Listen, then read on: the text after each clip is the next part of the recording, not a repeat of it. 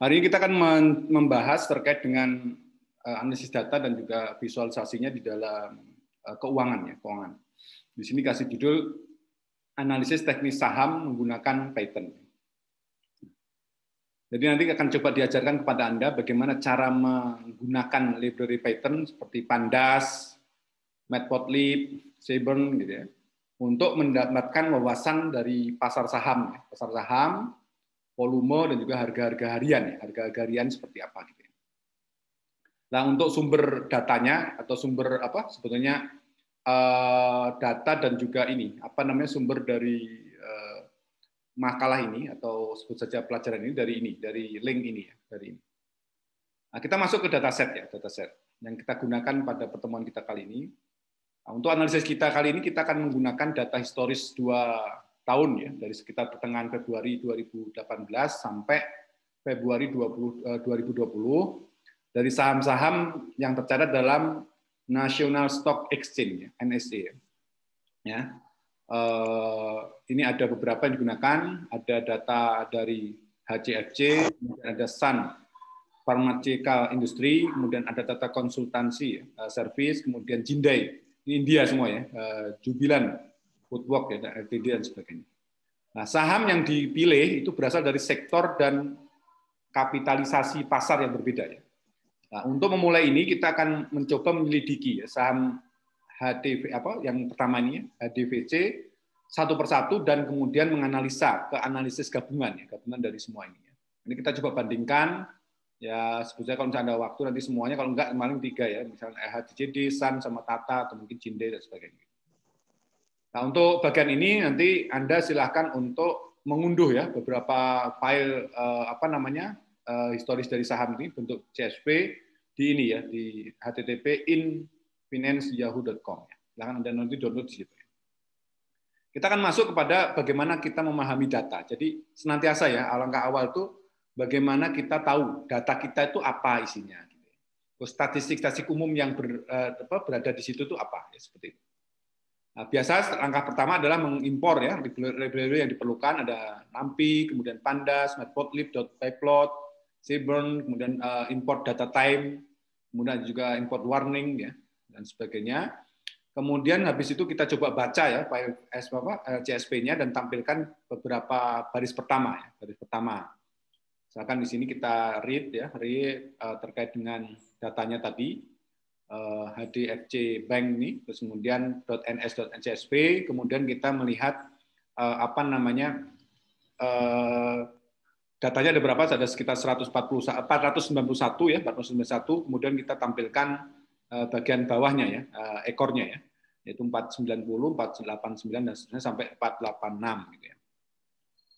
Nah, di sini kita akan bisa melihat bahwa karena kerangka analisis waktu kita besar ya, besar itu artinya tadi kan dari 2 tahun ya, dari Februari 2018 ke Februari 2020 kan rentangnya cukup besar ya. Maka kita dapat mempertimbangkan jumlah desimal yang untuk dipertimbangkan ya. Jadi mempertimbangkan jumlah desimalnya. Ini kalau kita lihat kan berapa nih jumlah 1, 2, 3, 4, 5 ya, 6 ya, 6 belakang koma ada 6. Kemudian kita coba batasi di 2 ya, 2 saja ya. Jadi misalkan di sini ya kita potong aja ya, kita potong 944,85. Ini kan di atas kan ada 6 ya tadi, 6 belakang koma. Nah, datanya seperti ini, ada waktu, kemudian opennya hari itu jam berapa, puncak tertingginya berapa, kemudian yang paling rendah berapa, pada waktu penutupan dia berapa harganya. Seperti itu. Terus volumenya berapa yang terjual ya, seperti itu. Nah, terus kemudian kita akan menentukan ya bentuk-bentuk datasetnya. Jadi di sini kita coba lihat bentuknya terdiri dari 491 ya, satu baris, ada 7 kolom ya, 7 kolom. Dataset HDVC ini memiliki 491 baris dan 7 kolom. Selanjutnya kita akan memeriksa apakah dataset tadi memiliki nilai 0 atau tidak ya. Jadi kalau misalnya kita coba cek, ya namanya juga data ya, data itu kan kadang-kadang kalau input ya kadang-kadang loss gitu ya, makanya kita perlu kita cek juga gitu. Makanya dari sini kita akan bisa lihat bahwa untuk HDVC itu ada beberapa yang 0 ya, untuk waktunya tidak, untuk opennya itu ada 1 yang kosong, high-nya 1, low-nya juga 1, pada waktu close juga 1, kemudian close-nya juga satu, kemudian volume juga satu. Makanya di sini kita akan coba drop ya dari kumpulan datanya. Kita drop, kemudian sekarang kita akan periksa jenis data dari setiap kolom. Jadi kita akan melihat tipe-tipe datanya ya. Open itu apa, kemudian high itu apa, dan semua. Alhamdulillah ini kalau data tanggal itu adalah objek, kemudian yang open itu open dan sebagainya itu bentuknya float ya. Float 64. Nah, seperti yang kita lihat bahwa kolom data di sini tanggal tidak dalam format yang sesuai. Nah, di sini Pandas memiliki fitur bawaan untuk menangani ini data deret waktu atau time series dengan cara yang lebih cerdas ya. Tapi di sini akan kita coba lihat menggunakan fungsionalitas Pandas untuk date, yaitu kita memastikan bahwa kolom date itu jenisnya adalah date time 64. Akhirnya kita coba rubah ya datanya, formatnya dan sebagainya. Akhirnya dapatlah ya di sini untuk date-nya itu dirubah menjadi tipe ini ya, tipe date time 64 tadi ya. Oke, di sini kita akan lihat ya time delta, output-nya udah langsung berubah ya jadi time delta. Jadi ada sekitar 252 hari perdagangan dalam setahun dengan rata-rata 21 hari per bulan. Jadi ini nggak tahu nih hari libur di input kayak mungkin ya karena kantor libur dan sebagainya mungkin juga di input ya rata-rata 21 hari per bulan. Jadi kayak kita masuk aja kantor ya. Atau di sini dikatakan 63 hari per kuartal. Per kuartal itu berarti setahun dibagi 4. Dibagi 4. Jadi ada 3 per 3 bulan. 3 bulan. Dari 365 hari yang memungkinkan, 104 hari adalah akhir pekan, Sabtu dan Minggu ketika bursa saham tutup. Saham tutup 1 minggu. Ini untuk kasus di India ya. Selanjutnya kita akan menggunakan fungsi describe ya, describe dari Pandas untuk mendapatkan rincian ya, kira-kira tingkat tingginya tentang bagaimana sistem kerja HDFC dalam beberapa bulan terakhir. Nah, ini jangan melihat kesimpulan ini, saya terus terang kesimpulan ini kok mencocokkan nggak sesuai ya. Jadi ini open dihitung ya, kaumnya berapa, kemudian min-nya rata-ratanya berapa, standar deviasinya sebaran volatil dari sahamnya itu berapa. Kemudian minimal dari harga sahamnya berapa, kalau 25%-nya gimana, 50%-nya gimana, 75% gimana, maksimumnya berapa, ya, seperti itu. Jadi dalam 90 hari terakhir ini harga penutupan saham rata-rata HDFC adalah sekitar berapa? Kalau rata-rata berarti yang min ini ya. Jadi ini kayaknya nggak cocok ya. Rata-ratanya adalah 1252 ini ya, 1522 rata-ratanya. Ini pada saat close-nya. Jadi kan kita bisa sebetulnya melihat close-nya atau sebentar nih, saya coba perhatikan nih. Kira-kira gimana nih? Ada yang tahu nggak nih kenapa jumlahnya 2, 3, nggak ada ya? Nggak ada hubungan sama sekali ya? Saya tadi coba mencari detailnya seperti apa, kok susah juga ya. Terus akhirnya jadi kita lihat rataan sahamnya seperti itu, terus kemudian 75% waktu saham diperdagangkan di bawah nilai itu. Jadi kalau kata-kata di bawah itu mana berarti? 75% ya berarti ini ya.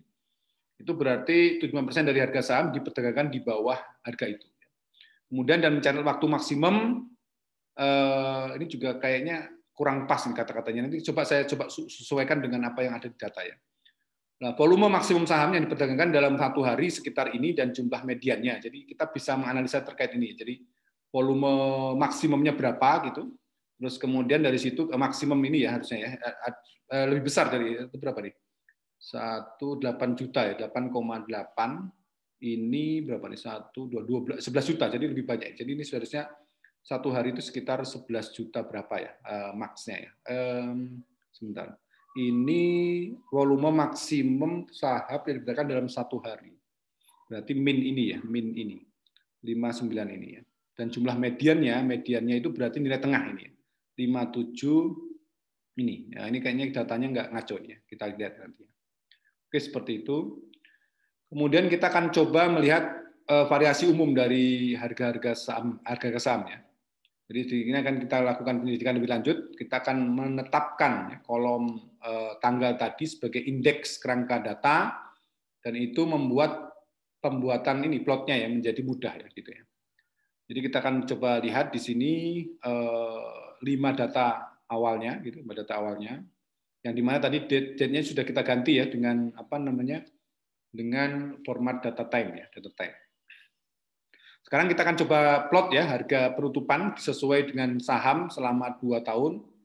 Dan ini untuk mendapatkan apa gambaran umum dan bagaimana kinerja saham dalam periode tertentu ya.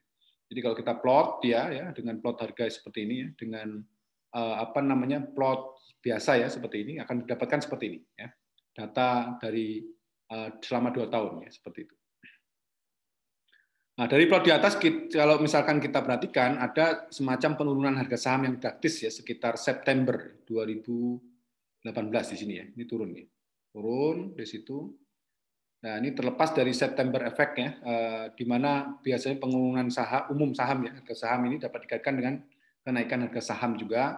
Kemudian di situ terjadi perang tarif antara Amerika dan Cina, gitu, itu mempengaruhi memiliki efek riak, mengenai riak turun naik gitu ya, itu dari keuangan India. Jadi sebetulnya ya kejadian-kejadian yang ada di sekitar kita itu juga bisa mempengaruhi saham. Makanya kemarin untuk TA saya yang TA yang ambil saya itu saya akan coba menghubungkan antara penurunan saham dengan grafik sentimen juga ya, sentimen terhadap produk gitu. Misalkan kita selidiki misalkan harga saham HDBC itu kan kita tahu grafiknya seperti ini. Terus kemudian kita coba plot juga kira-kira berita-berita yang berkenaan dengan saham HDBC tadi seperti apa gitu. Apakah grafik sentimennya bisa kita ukur gitu, misalnya negatifnya gimana. Dan kami duga atau saya duga dengan kawan-kawan itu kalau misalkan sentimennya negatifnya kecil banget turun gitu ya, kecil banget itu artinya berarti jelek banget lah gitu ya komentar dari masyarakat terkait dengan saham tertentu gitu ya itu akan menyebabkan juga harganya turun gitu itu dugaan kita ya dan memang terjadi pada waktu saya sering sekali cerita kepada Anda ya terkait dengan Mandiri kan kemarin pernah kasus yang itu ya, kasus di mana dia memperbaiki sistemnya. Sekarang kan jadi Livin ya, Livin by Mandiri itu. Sebelum itu kan ada perubahan-perubahan yang cukup drastis sehingga banyak nasabah yang dirugikan. Jadi ada yang punya uang tiba-tiba nggak bisa diambil terus nol gitu ya saldonya.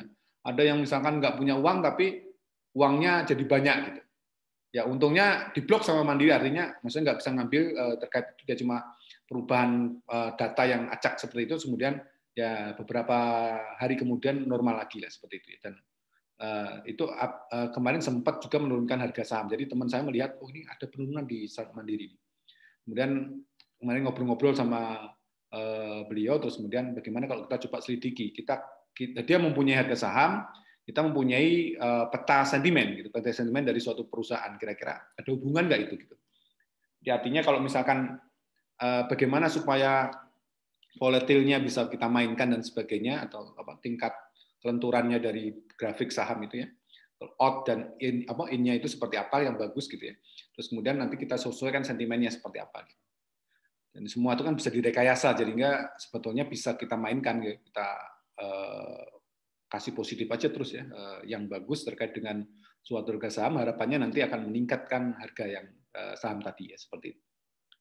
Kemudian kita akan coba lihat perubahan presentasi ya dari hari ke hari atau dikenal sebagai daily return ya.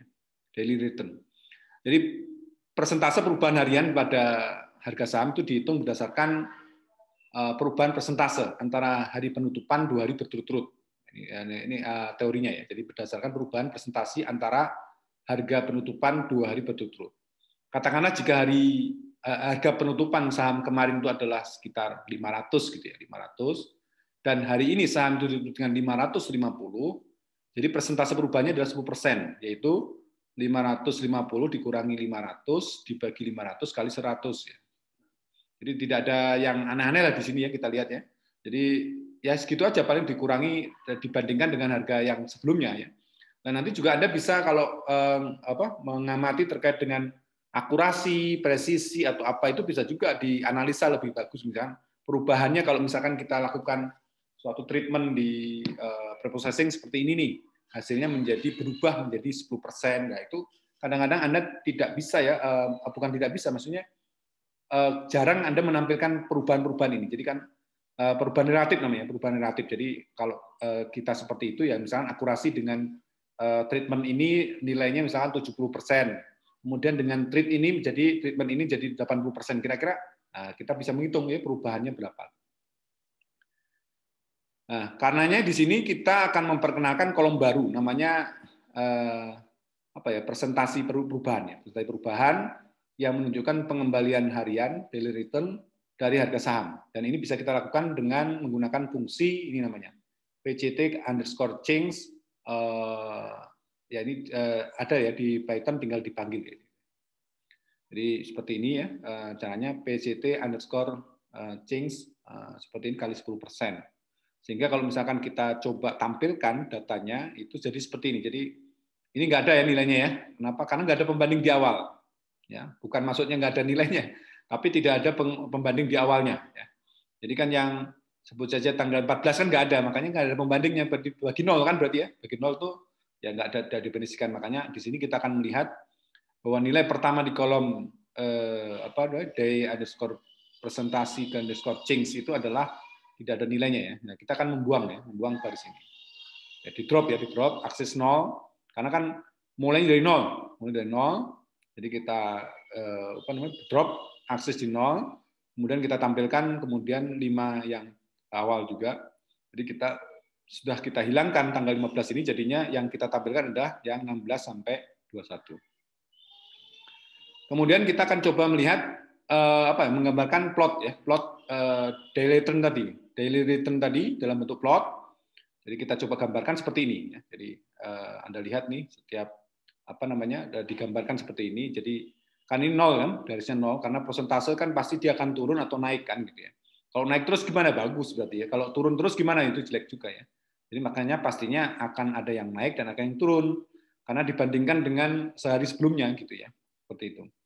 Jadi di sini kita akan melihat bahwa kalau kita amati bahwa sebagian besar hari itu pengembaliannya antara min 2% sampai 2%. Jadi kalau coba lihat dibuat garis gitu ya, dibuat garis. Ya ini nanti Anda bisa sebenarnya kalau belajar saham itu Anda bisa potong ini. Misalkan misalkan Anda lakukan ini ya. Ini Anda potong di sini ya. Warnanya harusnya beda ya, warna merah lah ya. Nah, ini potong gini, dipotong gitu ya. Sorry, ini nggak lurus ya jarinya ya, ini potong gini, kemudian dipotong juga gitu. Nah nanti bisa dianalisa gitu, ada analisa. Harapannya kalau misalkan Anda belajar terkait dengan finansial seperti ini, itu Anda harus ya sedikit banyak paham lah gitu ya. Jadi nanti Mas Alkia kan bisa nanti bantu saya untuk menjelaskan ini ya. Ya seperti itu. Jadi ya, yang kayak gini kan perlu dilihat kan, kira-kira kenapa ini kok daily return-nya ada yang rendah sekali, ada yang tinggi sekali. Ini apalagi nih ya di sekitar bulan 2009 ya, Oktober ya, itu naik ya, lumayan tinggi ya. Itu kira-kira gimana? Dianalisa itu ya, dianalisa dan sebagainya. Oke, seperti itu. Ya, jadi sini juga kita akan menemukan ya, saya kira bisa lah kita lihat. Habis itu kita coba plototi kira-kira di hari-hari ini itu ada berita menarik apa ini membuat sentimen pasar jadi turun sekali atau naik sekali. Jadi ini kan berarti ini pasti ada sesuatu berita yang bagus kan terkait dengan saham itu, atau mungkin kondisinya misalkan di ekonomi dunia gimana gitu. Kita bisa selidiki. Jadi sesudah kita plot, baru kita baca itu terkait dengan kira-kira kenapa ini bisa menaik dan sebagainya. Makanya akan kita lakukan apakah kita akan jual atau kita beli gitu kan dengan melihat itu. Kalau harganya naik sekali gimana? Kalau harganya turun gimana dan sebagainya. Kapan kita harus menahannya, kapan kita harus lepasnya, kapan kita harus membeli lagi, nambah slot ya, nambah slot lagi gitu dan sebagainya. Nah itu, dengan adanya ini nanti Anda kalau misalnya mau investasi saham dan sebagainya, ya gambarin aja, dan itu datanya gampang nih ya, diambil dari Yahoo tadi bisa. Misalkan kita invest ke Telkom misalkan ya, kita bisa lihat tuh Telkom seperti apa. Misalkan kita mau invest ke mana, misalkan ke gas gitu ya. Yang bagus di mana, yang industri gas misalkan. Jadi yang biasanya menguasai aja di turun banyak itu yang biasanya cepat sekali tuh naik turunnya tuh gampang gitu. Bukan naik turunnya, maksudnya harganya sangat fleksibel, sangat menarik gitu ya, volatilnya itu tinggi gitu. Daya sebarannya itu bagus gitu ya. Loncatan-loncatannya itu bagus gitu. Dan seterusnya. Jadi yang kita pengenkan kan saham yang seperti itu, bukan saham yang istilahnya pertumbuhannya itu flat gitu, atau mungkin ya naik saja nggak mungkin. Untuk naik gini subsidi pemerintah berapa banyak, atau mungkin dia uangnya harus berapa banyak untuk membuat harga sahamnya naik terus. Ya, kadang-kadang kondisi ekonomi juga ya sedikit banyak mempengaruhi, tapi tidak bisa misalkan membuat yang flat gini. Dananya juga terbatas pemerintah, bagaimana dia harus sebenarnya mengucurkan uang ya, supaya saham-saham pemerintah itu naik, bisa juga ya. Trik-trik yang saya kira biasa saja yang sering digunakan ya, yang kita gunakan seperti itu. Oke, seperti itu. Nah, di sini ya itu juga kita kan coba melihat juga distribusi dengan menggunakan histogram ya. Histogram seperti ini ya, distribusinya untuk ya frekuensi. Kita biasanya menghitung dengan frekuensi ya. Kira-kira kalau yang tertinggi ya pastinya kalau seperti ini berarti normal. Jadi kan kita mencoba melihat petanya ya. Frekuensi itu kan melihat apakah dia itu normal atau tidak. Ya normal atau tidak. Normal itu gimana ya? Adalah hitungannya. Ini yang kesini kurang bagus ya. Harusnya sama dengan tadi ya. Ini harusnya sebentar. Ini kalau dihapus semua kena ya. Oh iya. Oke, sebentar.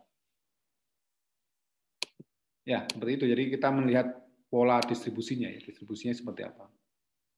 Ini kan pas tengah-tengah ya. Berarti harusnya gini. Turun lagi ya. Gini. Nah ini berarti masih bagus lagi datanya. Nanti kan ada yang melipir ke sini atau melipir ke sana dan sebagainya, itu bisa ya nanti ada analisisnya khusus ya. Biasanya bagaimana kita mencoba membuat normal dan sebagainya gitu ya, seperti itu. Oke, terus kemudian kita coba lihat ya terkait dengan describe-nya ya, persentase hariannya ya. Kita lihat di sini untuk saham yang tadi ya HDFC ya, HDFC itu min-nya berapa, daily return-nya, kemudian standar deviasinya berapa, datanya berkurang ya, datanya berkurang karena tadi ada beberapa yang 0 tadi, dan ada beberapa yang 0, 1 yang kita hilangkan, dan juga yang paling atas tadi, jadi artinya kan jadi berkurang. Min, kemudian standar deviasinya, sebaran datanya seperti apa, range ini ya, terus kemudian minimumnya, minimum berapa, kemudian 25%-nya berapa, 50% berapa, artinya nilai tengahnya ya, mediannya, 75%-nya seperti apa, kemudian maksimumnya berapa, maksimum pertumbuhannya. Oke, jadi sini kita bisa lihat bahwa ya ini ya, histogram dari daily return itu berpusat tentang asal tadi ya, 0 tadi ya, 0 daily return-nya. Dalam 2 tahun terakhir, pengembalian harian rata-rata itu sekitar 0,72 ya, 0,72. Terus kemudian harusnya 62 ya, harusnya 62 ini. Dan untuk sebagian besar hari pengembalian hariannya kurang dari 1%, menyiratkan bahwa stok HDVC itu terlihat kurang stabil selama periode tersebut. Nah, selama periode tersebut persentase perubahannya tertinggi ke arah positif diamati 6,46%, ya, 6,6%, dan 6,56% ke arah negatif. Jadi dia mengukur ya, yang ke sini berapa, yang ke sana berapa, ya, daily return-nya. Yang negatif berapa, yang positif berapa. Jelas kita di sini akan sebetulnya ada istilah-istilah yang Anda harusnya baca-baca juga ya terkait dengan istilah ini ya, 2 istilah ini. Dan saya kira nanti Mas LK bisa menjelaskan nggak istilah ini apa, Mas LK?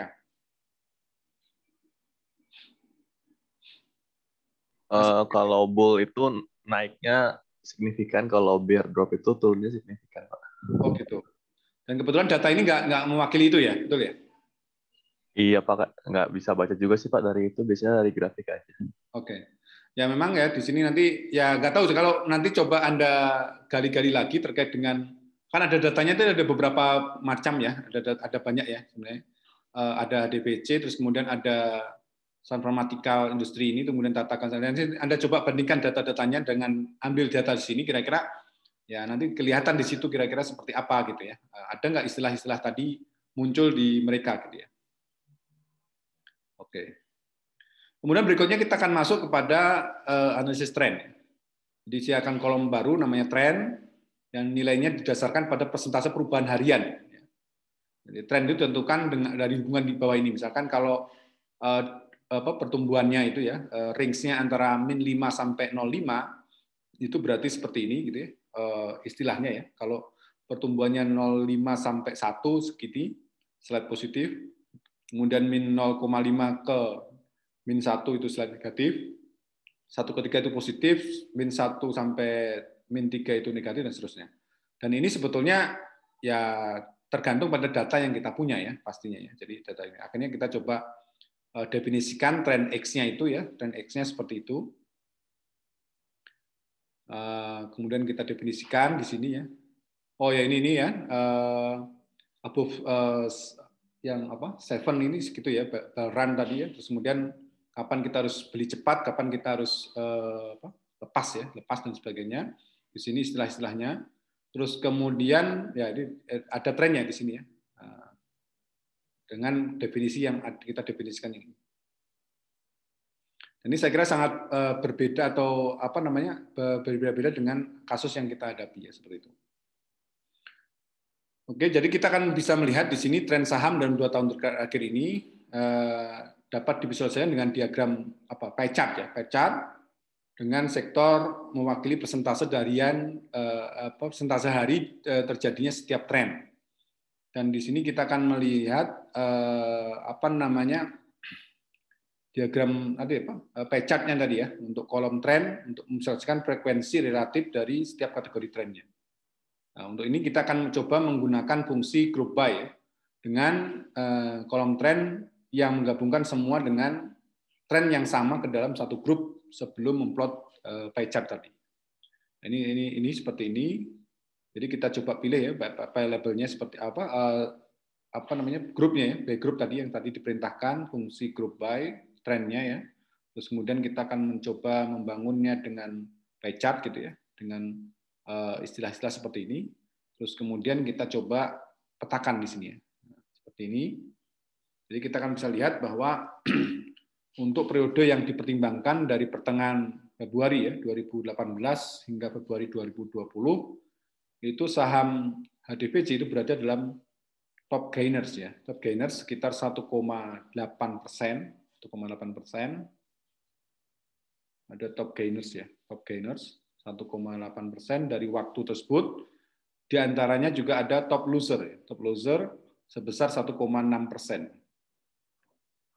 Ini enggak terlalu jelas ya, ini potongan ininya ya. Jadi seperti ini. Jadi ini kelihatan sih enggak nanti Anda coba inilah, ini enggak terlalu kelihatan ya. Nah, kemarin kan ada trik untuk bagaimana mencoba menguraikan itu ya. Pie chart-nya jadi sepotong-sepotong ya. Nanti coba Anda terapkan nih, mau seperti itu atau tidak. Kemudian ada 12,4% dari periode waktu tersebut saham telah bekerja positif ya pada hari tertentu. Demikian juga untuk sebagian besar periode sekitar 29,6% saham itu menunjukkan perubahan harga yang sangat kecil ya, sangat kecil. Pengamatan ini konsisten dengan histogram tadi untuk daily return yang kami lihat di bagian atasnya. Jadi yang seperti ini, yang link ini. Jadi sebenarnya untuk memperkuat aja ya, memperkuat terkait dengan penjelasan histogram di atas tadi ya, seperti itu. Jadi seperti itu. Yang positif ya, positif. Berarti ya dihitung ya jumlahnya, berarti yang slide positif juga saya kira masuk juga. Jadi ada perubahan-perubahan. Jadi kalau kita lihat di sini ya pastinya ada keterhubungan antara slide positif, kemudian yang bagus itu berarti among top gainers ini, kemudian bull run ini ya, saya kira yang bagus-bagus ini seperti ini. Terus kemudian ada kumpulan juga yang kurang bagus juga ya, ada slide negatifnya, ada negatif, ada top losernya, kemudian ada bear dropnya gitu ya, seperti itu. Oke, itu penggambarannya sekilas terkait itu. Jadi saya kira beberapa saham-saham kayak Nasdaq dan sebagainya juga sering sekali di plotting seperti ini ya. Jadi ini sebetulnya normalisasi juga. Jadi kalau tadi kita lihat harganya kan sangat fluktuatif ya. Dari nilainya kan kita nggak terlalu tahu ya, istilahnya ini kan berarti didasarkan pada tadi itu ya 50% ya, pertumbuhan kemarin 500 ke 550 gitu ya. Kalau dengan itu kan berarti dinormalkan, ini artinya dinormalkan harganya itu tidak terlalu, kalau misalkan kita melihat petanya harganya gitu ya, 550 kemudian 500 itu agak terlalu besar range-nya. Makanya kita coba seperti dinormalkan gitu ya. Jadi pertumbuhan yang kemarinnya dikurangi dengan pertumbuhan sekarang dikurangi dengan kemarin, kemudian dibagi dengan yang kemarinnya. Sehingga didapatkan seperti ini, jadi dipadatkan data itu, dinormalkan seperti itu, sehingga nilainya dari sini bisa kita plot seperti ini. Kalau misalnya tadi harganya harian, menurut saya sangat susah ya kita lihat. Kalau misalnya kita lihat dibandingkan dengan yang ini, itu kan kita susah untuk melihat ya pertumbuhannya, fluktuasinya sangat ini. Makanya kita perlu membandingkan gitu. Karena kita coba bandingkan aja yang pertumbuhan yang di atas ini dengan yang di bawahnya ini gimana. Dari situ nanti akan didapatkan ya nilai yang relatif lebih stabil, lebih dilihat untuk di ini. Jadi dibuatkan dia dinormalkan di dekat angka 0 gitu ya. Seperti itu sehingga dari situ nanti akan kita bisa lihat pergerakannya, sebarannya seperti apa. Jadi langkah-langkah yang dilakukan ini ya terkait dengan bagaimana melihat prosentase harian ke harian, kemudian melihat tren dan sebagainya, itu salah satu cara untuk bagaimana kita mencoba membaca data yang ini, data yang luas ini. Saya kira kalau misalnya Anda baca ini menurut saya agak susah, tapi kalau misalkan kita coba perbandingkan harinya gitu ya, hari kemarin dengan hari ini dan seterusnya gitu ya, akhirnya kan didapatkan pertumbuhannya seperti ini ya, pertumbuhannya seperti ini. Dari sini kita bisa lihat lebih mudah mengamati ini daripada yang di atas tadi. Agak susah ya mungkin yang lihatnya. Kemudian dibuat bantuan lagi dengan histogram seperti ini. Kemudian kita coba analisis trennya. Dan saya kira untuk bagaimana tren-tren ini dibangun dan sebagainya, Anda nanti bisa mengeksplor lebih jauh ya. Kira-kira tren-tren saham apa saja yang ini. Jadi di situ nanti akan muncul kapan saya harus membeli, kapan saya harus menahannya, kapan saya harus menjualnya dan sebagainya, itu tergantung kepada daily presentasi change ini ya. Tren-trennya kita lihat ya, seperti itu. Oke, kita masuk ke ini terkait dengan daily return dan juga volumenya ya. Di sini digambarkan seperti itu ya. Jadi jadi kita plot ini ya terkait dengan berdasarkan harinya ya, plot streamnya dari daily return dan volume yang ada gitu ya. Jadi kalau kita lihat kan tadi ini yang warna biru ini kan ada daily return, kan tadi berkisar antara 0 ya. Di antara nolnya kan, terus kemudian kita plot dengan green-nya ini adalah volumenya.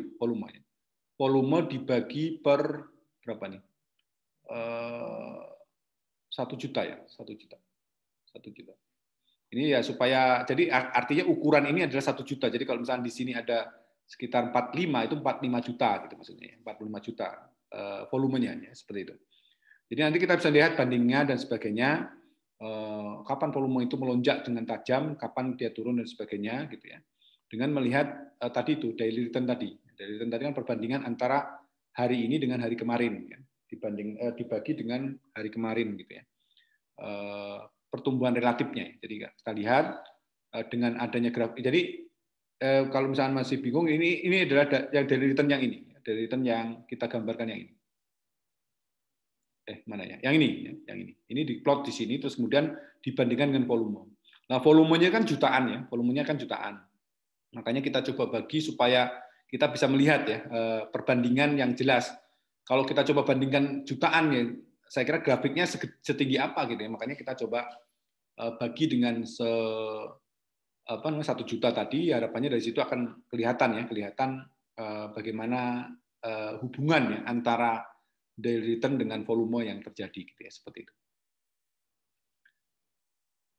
Jadi di sini volume perdagangan yang terkait dengan yang telah dikurangi dalam skala agar sesuai dengan skala pengembalian harian. Jadi skalanya kan tadi antara sekitar 0, makanya kita coba bagi dengan 1 juta. Nah, dengan melihat ini, menjadikan volume perdagangan harian berwarna hijau dengan pengembalian harian yaitu warna biru, bahwa diamati bahwa setiap kali volume saham yang diperdagangkan tinggi, itu ada kenaikan atau penurunan relatif tinggi ya, pada harga saham yang dimana mengarahkan pada tingkat pengembalian yang tinggi, daily return yang tinggi. Jadi pada hari tertentu jika terdapat volume perdagangan tinggi yang tidak biasa, ya, tidak biasa kan berarti ini ya, ini posisinya ini terus ini yang ini tuh masih relatif lebih stabil gitu. Yang kurang, yang luar biasa yang ini, kemudian yang tinggi-tinggi aja ya, kita coba lihat ya. Jadi kalau pada hari tertentu jika ada volume perdagangan tinggi yang tidak biasa, maka orang dapat mengharapkan perubahan besar di pasar di kedua arah. Jadi volume saham yang diperdagangkan jika dibarengin dengan naik atau turunnya harga saham secara umum merupakan indikator kepercayaan para trader dan juga investor pada perusahaan tersebut. Jadi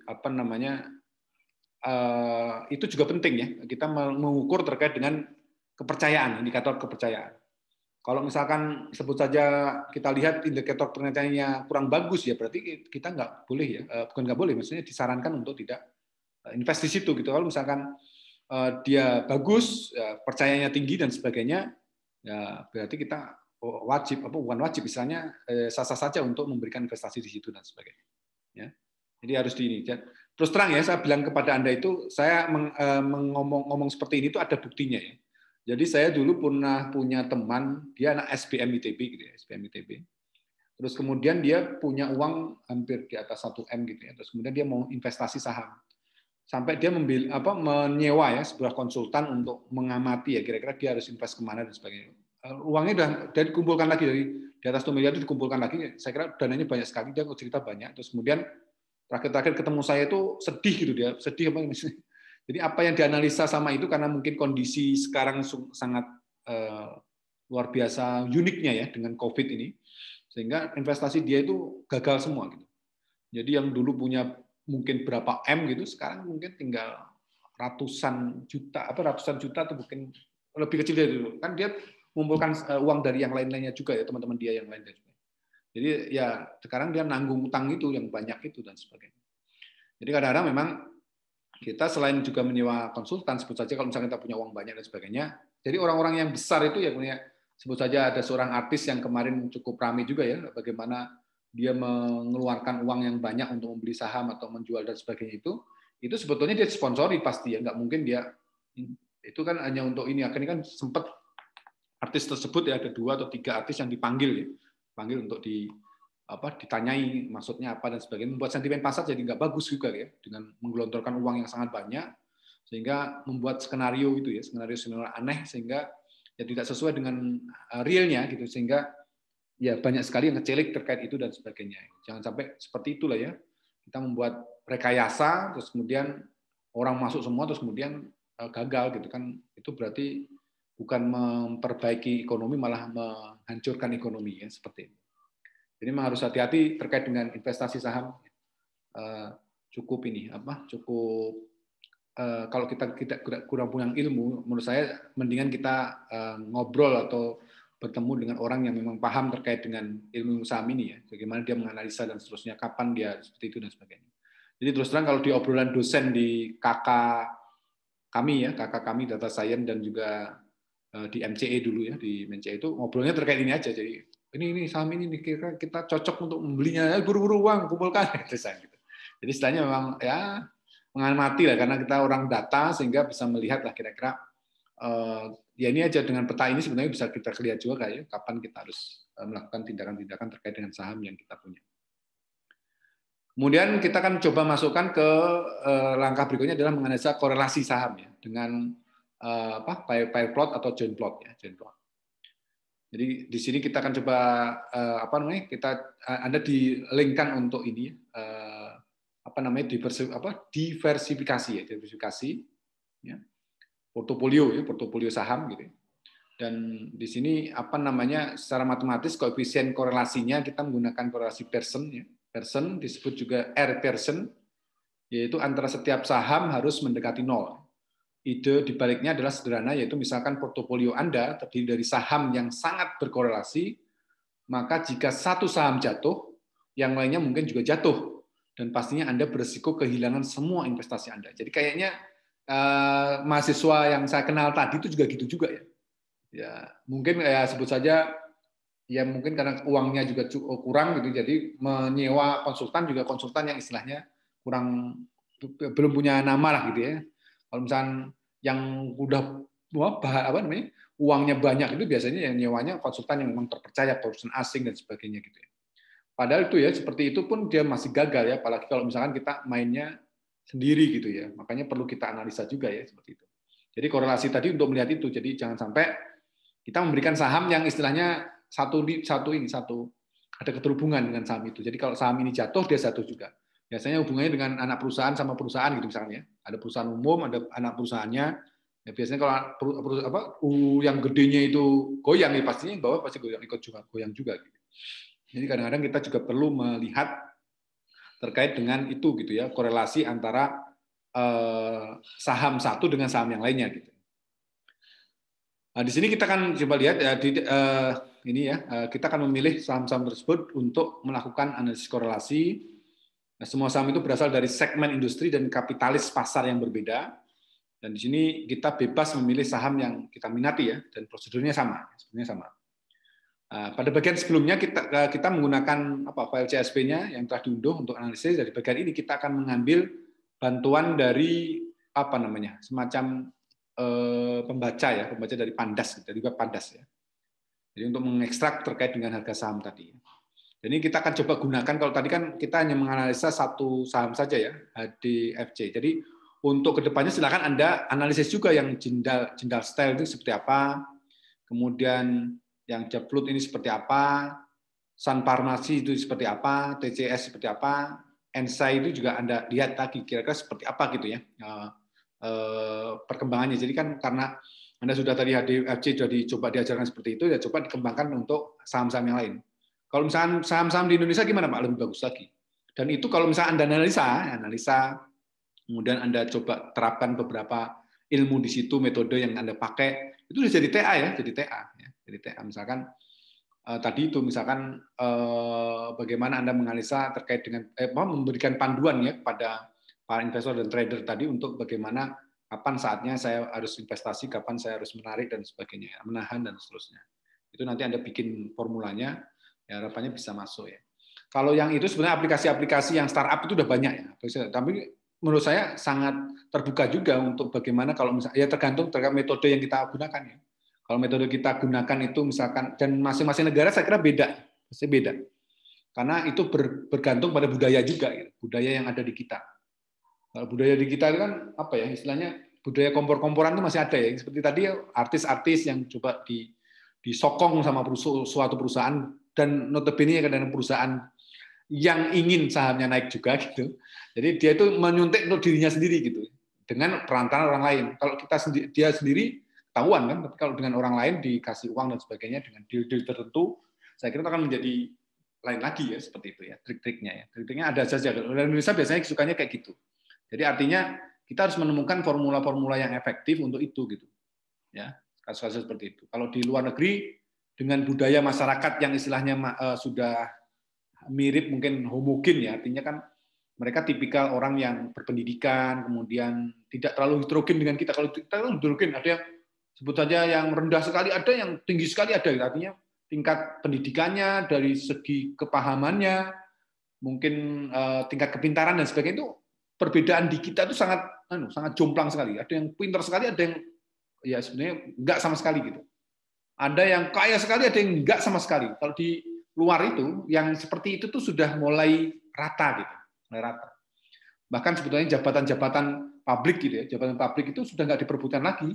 Itu bentuknya pengabdian gitu. Jadi bagaimana Anda lihat pemilihan wali kota di London, di UK dan sebagainya itu kan ya bentuk pengabdian aja gitu ya.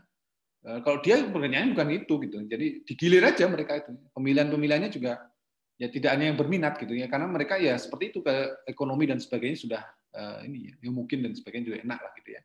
Sehingga pastinya bisa diprediksi terkait dengan pertumbuhan saham dan sebagainya. Kalau di Indonesia itu kayaknya lain lagi. Mungkin kalau di India akan lain lagi di India. Makanya menemukan formula yang pas untuk di Indonesia itu saya kira merupakan tantangan yang luar biasa hebatnya gitu ya. Karena banyak sekali faktor-faktor yang mempengaruhi di situ. Ada faktor budaya, ada faktor apa ya, sesuatu yang dilupakan. Orang Indonesia itu kan gampang sekali melupakan.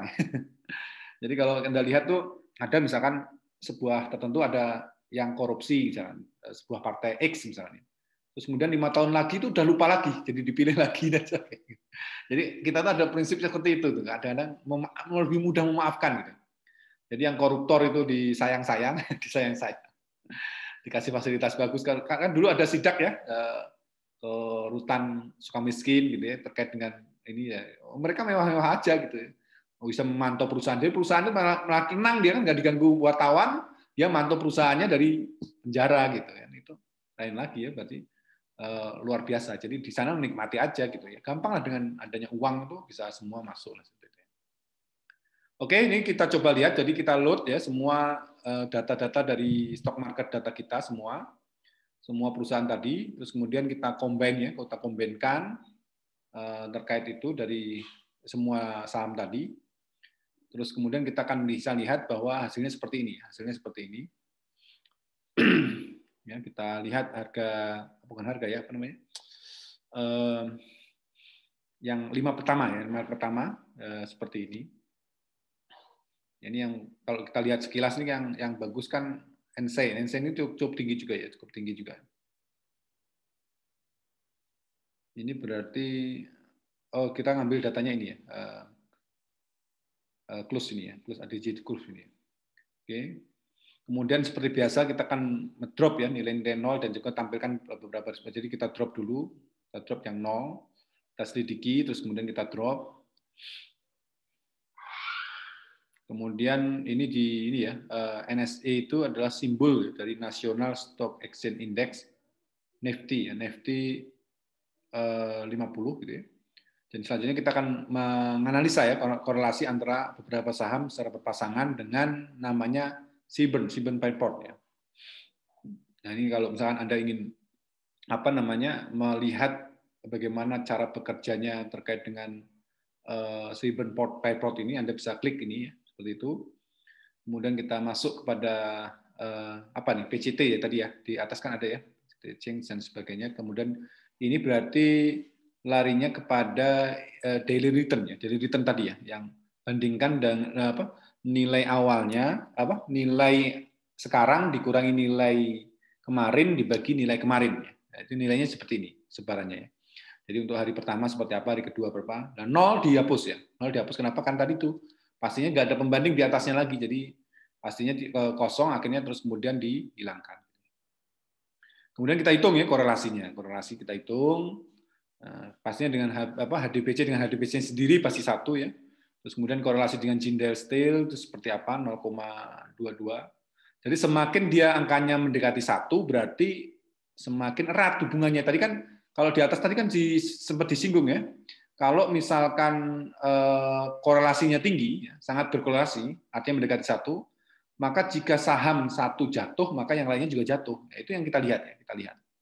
Jadi kita bisa ini kalau misalkan kita punya uang banyak itu, misalkan kalau kita investasi ke Telkom, PT Telkom, kira-kira ke PT apa lagi? Gitu. Jangan kemudian yang ada korelasinya dengan dia gitu. Ya.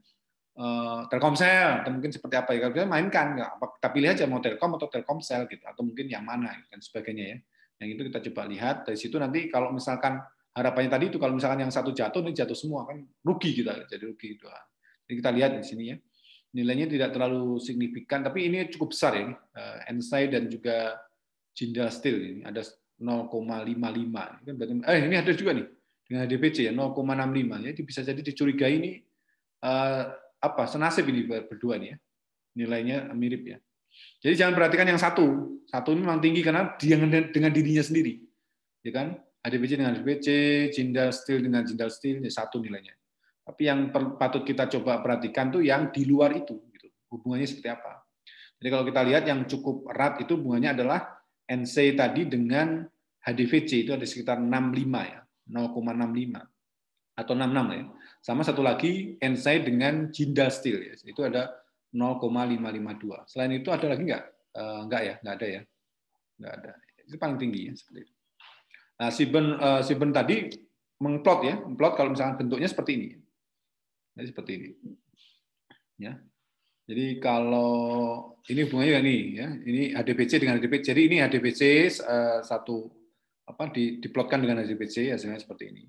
Kemudian kalau diplotkan dengan Jindal Steel ini gambarnya seperti ini. Ya tadi yang ada fluktuasi yang sama itu ini kan tinggi tadi ya, tinggi. Bisa lihat nggak kira-kira kenapa ini korelasinya tinggi? Korelasi itu kan biasanya hubungannya dengan garis ya, regresi kan, regresi. Ya, Anda lihat ini kan bentuknya seperti garis, betul nggak? Kalau kita buat semacam pendekatan gini nih, pendekatan misalkan saya garis gitu, saya garis ya. Nah, ini kan antara data yang di sini dengan data yang di sini kan seimbang. Ya. Ini juga sama, ini kan tinggi tadi, 0, berapa tadi? 0,5 ya. Nah, ini kan juga sama. Kalau kita buat gini, artinya bisa diwakili oleh garis. Kalau ini mau buat garis gini susah ya, banyak sekali yang di luar. Ya, banyak ini juga sama, pasti kecil nilai korelasinya seperti itu. Jadi yang ini sama ini itu pastinya bagus, korelasinya bagus gitu, korelasinya bagus. Ya, kalau kita lihat yang nilai ini ya, nilai ini kan tadi sudah sudah didiskusikan di atas ya. Nilainya adalah 0,65 ini, 66 ya. Yang bawahnya itu 0,5. Jadi Anda bisa lihat perbandingannya dengan perusahaan-perusahaan lain ya, perusahaan lain. Jadi HBBC dengan apa tadi? Ensai, ini HDBC dengan atau Jindal Steel ya, dengan apa gitu. Anda lihat ya nilainya. Yang tinggi itu ini ya, ini tinggi ini. Sama apa tadi? Jindal Steel ya, Steel dengan Ensai. Ini berarti ya. Jindal Steel dengan Ensai. Ini ya, begini.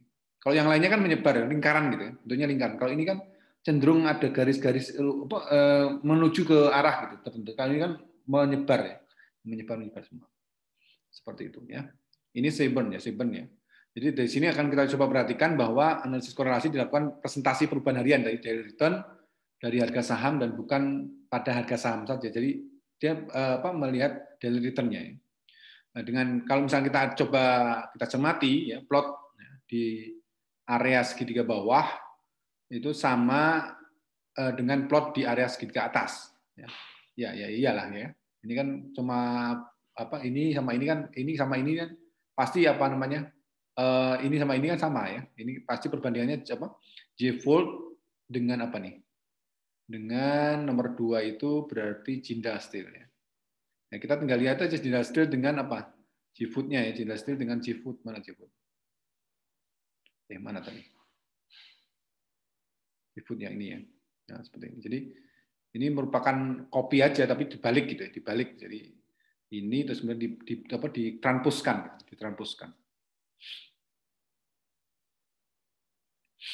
Jadi jika Anda amati plot segitiga bawah sama dengan plot di area segitiga atas dengan hanya sumbu yang dipertukarkan. Jadi di sini kita akan menganalisa salah satu plot saja sudah cukup ya. Jadi diagonal mewakili histogram, sedang seperti yang terlihat di atas ya, stok harga saham dari HDBC. Ini kan HDBC seperti ini.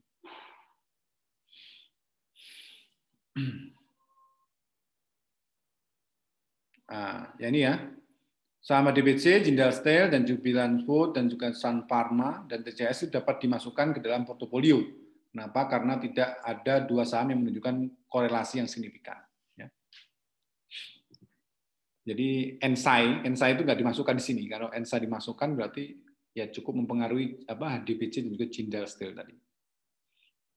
Meskipun dari ini plot pasangan memberikan visualisasi yang sangat baik dari semua kemungkinan kombinasi antara sekumpulan saham, plot pasangan tidak memberikan informasi mendetail seperti nilai dari R version-nya atau nilai P hipotesis untuk mengukur korelasi. Nah, disitulah ya namanya joint plot itu muncul ya, joint plot muncul. Sementara pair plot itu memberikan wawasan visual ke semua kemungkinan korelasi.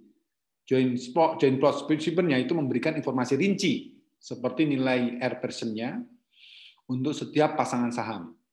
Nilai Pearson itu berkisar antara min 1 sampai 1. Nilai negatif menunjukkan hubungan linear negatif antara variabel, sedangkan nilai positif itu menunjukkan hubungan positif. Nah, nilai R Pearson itu mendekati 1 atau min 1 menunjukkan korelasinya kuat. Dan nilai mendekati 0 menunjukkan korelasi lemah. Jadi tadi itu saya katakan kenapa Ensai itu cukup dekat dengan HDBC dan juga Steel ya Jindal Steel. Jadi kalau misalkan kita coba lihat di sini plot gabungan itu atau joint plot ya, itu juga menunjukkan histogram ya, masing-masing di tepinya seperti nilai P hipotesis 0. Ini contoh-contoh dari joint plot antara saham Sun Pharma dengan Jindal Steel ya, atau Jindal Steel dengan HDBC. Nah, ini hubungan antara Jindal Steel dan Sun Pharma. Ini Pearson-nya itu 0,24. P itu yang nilai ini ya, nilai hipotesa. Hipotesa 0. Ini berarti cukup dekat ke 0 juga ya, berarti hipotesanya benar ya. Persennya hubungannya antara 0,24. Nggak terlalu besar ya, nggak terlalu besar. Kemudian ini juga sama, DVC dengan ginjal steel. DVC dengan ginjal steel, itu nilai persennya ada 0,22, dengan P-nya hipotesa adalah 6,1 kali 10 pangkat min 7. Berarti mendekati 0 juga, jadi ya hipotesanya lumayan. Nah ini Anda lihat kalau kita plotkan dengan itu, join plot itu akan muncul ya. Jadi ini adalah nilai dari, ini nih yang di atas. Perhatikan yang di atas. Ini adalah nilai histogram ya, histogram dari Sun Pharma. Ini adalah nilai histogram dari ginjal steel. Kemudian coba dimixkan, gitu, grafiknya seperti ini. Grafik dari pertemuan dari dua histogram ini seperti ini. Terus kemudian dari situ muncullah nilai persennya, nilai R persen dan juga nilai P-nya, hipotesanya tadi.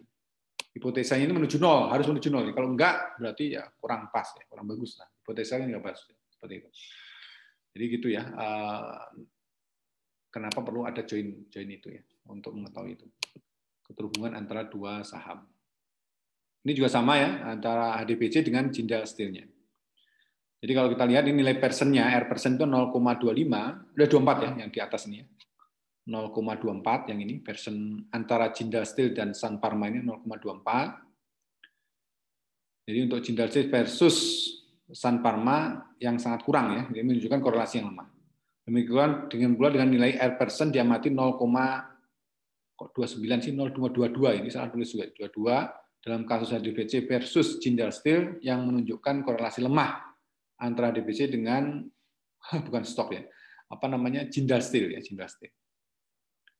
Nah, hasil dari join plot ini di atas ini melengkapi kita ya, semua dengan angka-angka yang memastikan wawasan kita peroleh, yaitu untuk mengamati plot pasangan ya, pasangan secara visual. Yang perlu kita coba perhatikan di sini memiliki korelasi bukannya satu-satu parameter untuk menentukan saham mana yang masuk dalam portofolio dan mana yang dihapus. Ada beberapa faktor lain yang berperan. Yang terbaik adalah Anda mencari nasihat ya, para ahli dan juga membuat keputusan yang tepat. Ya. Nah, ini ada analisis awal Anda gitu. Dan biasanya memang kalau pialang-pialang yang sudah berpengalaman lama gitu, dia banyak sekali by feeling ya, by feeling kira-kira kapan dan sebagainya. Kadang-kadang ya feelingnya juga benar, kadang-kadang salah dan sebagainya. Ya. Tapi biasanya ya kalau kita sudah bicara seperti itu udah lain lagi ya. Seperti kita misalkan belajar nyetir mobil juga ya. Nyetir mobil itu kalau misalkan awal-awal kan jalan yang luas pun kelihatan sempit, betul nggak? Tapi begitu kita sudah sangat berpengalaman di situ, tanpa sadar aja ngeluarin mobil dan sebagainya, tiba-tiba udah tahu loh, ini udah Soekarno-Hatta. Oh ini sudah di mana, udah di mana. Jadi istilahnya tidak terpikir karena mungkin ya tadi itu kita jalan itu sesuai dengan apa yang ini, feeling kita gitu, feeling kita mau kemana gitu. Ya tanpa sadar aja tiba-tiba kalau misalkan kita baru pemula itu biasanya memang patut banyak sekali analisis yang kita lakukan ya, tapi begitu kita sudah banyak gitu ya udah tahu lah rasanya seperti apa dan sebagainya. Apalagi ditambah informasi tadi misalkan grafik sentimennya, terus kemudian berita-berita di medianya seperti apa, tanggapan masyarakat terkait itu gimana ya. Dan seterusnya itu nanti saya yakin akan tambah lebih akurat lagi analisis kita dan sebagainya gitu ya. Jadi sebetulnya itu sebagai ini aja, sebagai analisis kita yang seperti ini itu sebagai awalan kita aja. Masalah keputusannya Anda mau gimana dan sebagainya memang harus belajar juga ya, belajar gimana, terus kemudian yang tepat ya tadi itu bagaimana kita diskusi ya dengan para ahli yang memang di bidangnya, terus kemudian membuat keputusan yang ya saya kira tepat lah gitu ya. Tapi minimal Anda sudah punya punya semacam analis awal untuk mencoba berdiskusi. Saya kira kalau dengan adanya itu akan semakin mengerucut lah seperti itu ya. Nah, itu terkait dengan korelasi ya, korelasi. Kita masuk kepada bagian terakhir ya, itu adalah volatile analysis. Jadi di sini dikatakan volatilitas itu adalah salah satu pilar terpenting dalam pasar keuangan. Jadi suatu saham dikatakan memiliki volatilitas yang tinggi itu jika nilainya dapat berubah secara dramatis ya, dalam kurun waktu yang singkat. Jadi daya ayun ya, daya ayunnya gimana? Volatil itu kan kerenggangan. Jadi istilahnya kalau kita pantulkan bola itu, kalau volatilnya 1, artinya berarti kalau bola itu mantul, berarti posisinya lagi posisi di tempat lepaskan tadi. Kan ada tuh yang dulu kita belajar terkait lenting, ya, lenting sempurna suatu bahan gitu. Jadi kan kalau ada suatu film yang kemarin tuh dia lentingnya itu sempurna, 1 gitu. Jadi begitu kita lempar tak gitu, tingginya 1 meter, nanti 10 tahun lagi masih loncat-loncat lagi 10 meter. Gitu. Kan berarti keren kan berarti barang kita. Nah itu seperti itu volatil itu ya, melihat daya renggangnya, daya sebarannya dan sebagainya. Jadi kalau di sisi lain, kalau volatilnya tinggi, jika nilainya dapat berubah secara dramatis dalam kurun waktu yang singkat. Nah, di sisi lain, volatil yang rendah itu berarti nilai sahamnya cenderung relatif stabil selama periode waktu ke waktu. Kira-kira keuntungannya besar mana? Ya besar yang volatilnya tinggi, ya kan? Jadi volatil tinggi itu artinya berarti space antara dia pembukaan sama yang dia jual kan istilahnya fluktuasi perubahannya tinggi atau daily return-nya tinggi.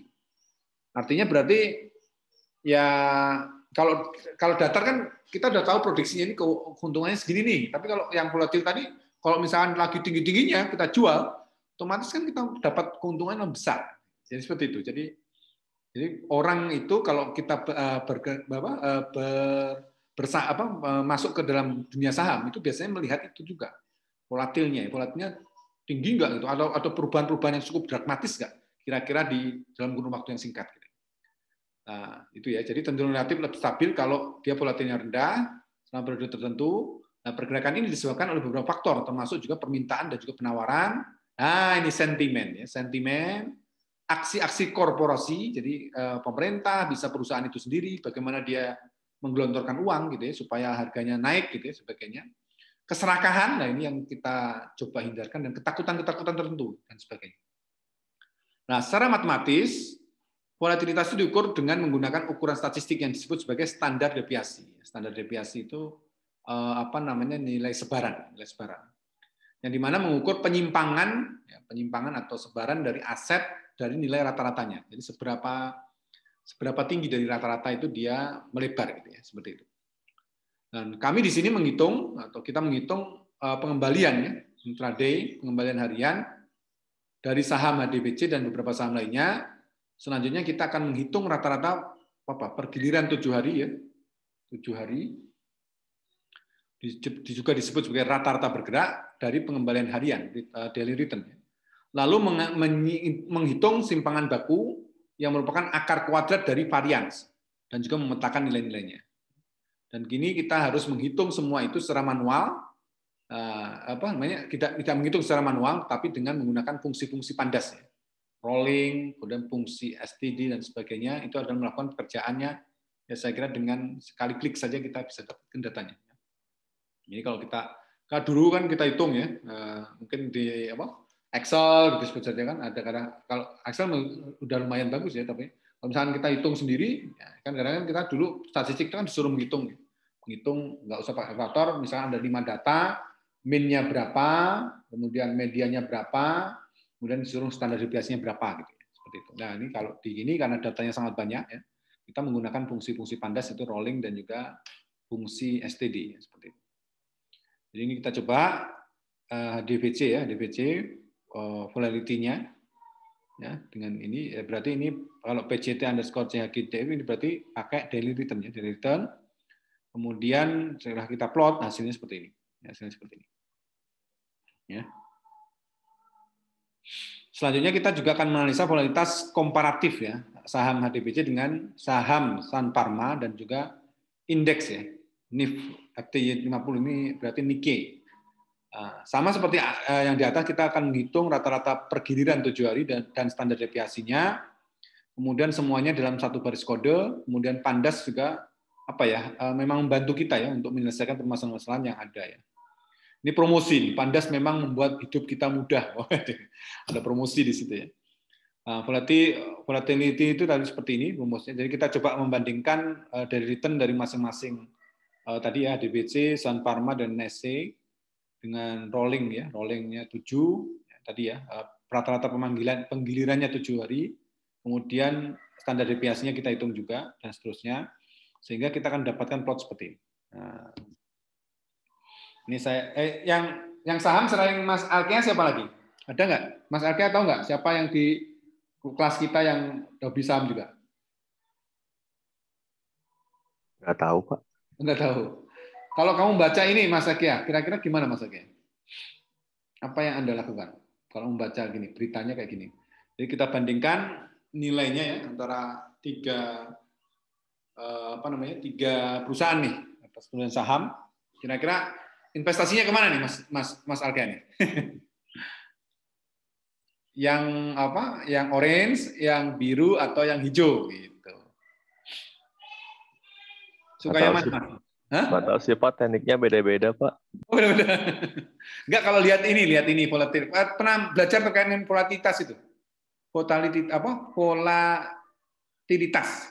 Ya kalau saya sih nyari yang volatilitasnya tinggi Pak. Ya itu standar itu mah. Kalau volatil rendah kan berarti stabil tadi. Kalau yang tinggi berarti apa? Perubahannya yang cukup ini ya, dramatis gitu ya. Kira-kira dari tiga ini yang dramatis mana? Yang kuning, oranye. Yang orange ya, Samparma, betul ya.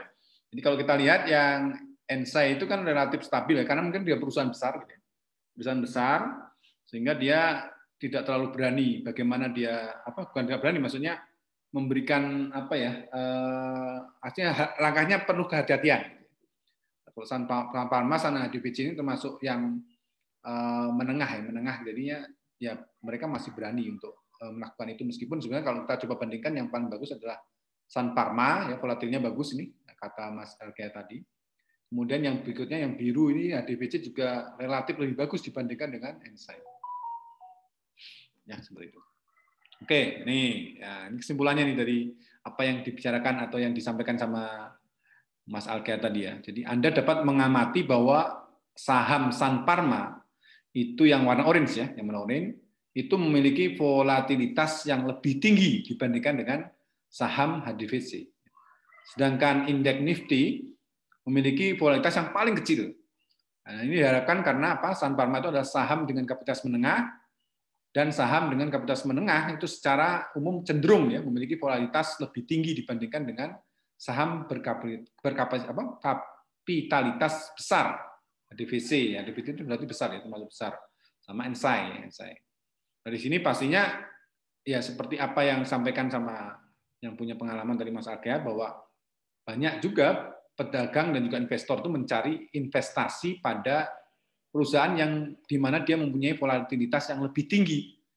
Untuk apa? Untuk mendapatkan keuntungan yang lebih tinggi. Jadi jika suatu saham itu tidak bergerak atau tidak hanya memiliki volatilitas rendah, tapi juga berpotensi keuntungannya rendah. Jadi marginnya rendah.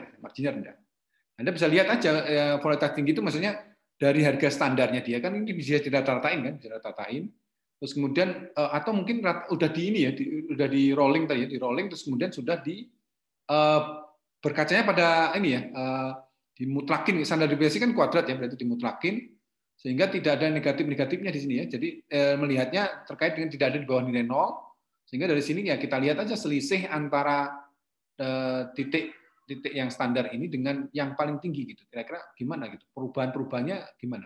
Saya kira kan Anda lihat yang orange lebih dahsyat ya dibandingkan dengan dua yang lainnya. Ya. Sehingga selisih marginnya itu yang dikalikan dengan harga sahamnya gitu. Jadi semakin tinggi berarti keuntungan juga akan didapat. Tapi resikonya juga sama. Kalau rendah rugi ya rugi sekali gitu. Tapi ya orang itu sukanya itu gitu, daripada misalkan dia hanya bermain di level-level yang rendah gitu. Keuntungannya ada tapi rendah gitu. Mendingan tinggi terus kemudian habis itu kita mainkan lagi kira-kira kapan saya harus jual, kapan harus beli dan sebagainya. Di sisi lain saham atau sekuritas lain dengan tingkat volatilitas yang sangat tinggi itu dapat memiliki potensi keuntungan yang luar biasa. Cuma di belakangnya, namun resikonya juga sama tingginya. Gitu ya. Nah, terakhir di sini sebagai penutup ya, tidak ada strategi ya. Foolproof ya. Foolproof itu sebenarnya strategi-strategi yang diterapkan oleh banyak sekali kasus ya. Nah, untuk saham ini ya. Strategi full. Jadi strategi yang bagus tuh mana yang full yang bisa mengenai nggak ada ya. Jadi tidak ada strategi yang seperti itu yang dapat menjamin keuntungan atas investasi Anda. Nah, di dunia nyata ada sejumlah faktor yang dipertimbangkan ya pedagang sebelum melakukan investasi. Nah, dengan menggunakan strategi dan teknik yang tepat, ya ini hanya untuk meningkatkan peluang kita aja, peluang kita bahwa kita itu berhasil atau tidak gitu. Jadi daripada kita nol sama sekali gitu. Ya nol sekali itu kan berarti keberuntungannya tinggi gitu. Kadang-kadang ya ini itu untuk mendapatkan seperti itu tuh berarti Anda harus berapa lama gitu di saham gitu ya. Tapi langkah awalnya yang misalkan kita sebagai pemula seperti itu ya kita analisa dulu ya, analisa dulu. Nah, di sini diharapkan juga untuk memperkenalkan beberapa strategi dan teknik ya, dengan ya pastinya kita bisa kembangkan lebih lanjut lagi terkait dengan aplikasi-aplikasi Python untuk menganalisa lebih jauh lagi gitu ya, seperti ini. Ini hanya sebagai pengantar saja.